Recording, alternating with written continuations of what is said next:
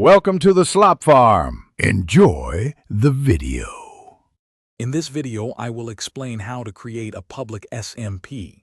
First, decide if you'll host it yourself or use a hosting service. Self-hosting requires a powerful computer and good internet, while a service handles the technical aspects for a fee. Choose the option that best fits your technical comfort and budget. This initial decision is crucial for a smooth setup process. Once you've decided on your hosting method, the next step is setting up the server software. Download the official Minecraft server JAR file. Create a new folder on your computer, place the JAR file inside, and run it. This action generates essential files like the EULA and server properties, which you'll need to configure. It's a straightforward process to get the basic server structure in place. Now let's customize your server.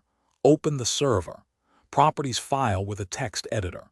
Here, you can adjust various settings like the maximum number of players, the game mode, and the difficulty. For instance, you might set max players to 20 or change the game mode to survival. Carefully review each option to tailor the server experience to your preferences and community needs.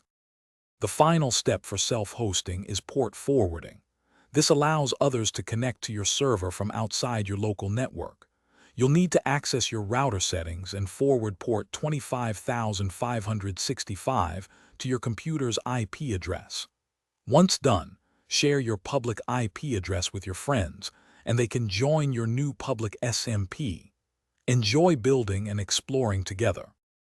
Thanks for watching. Consider subscribing if we helped you today.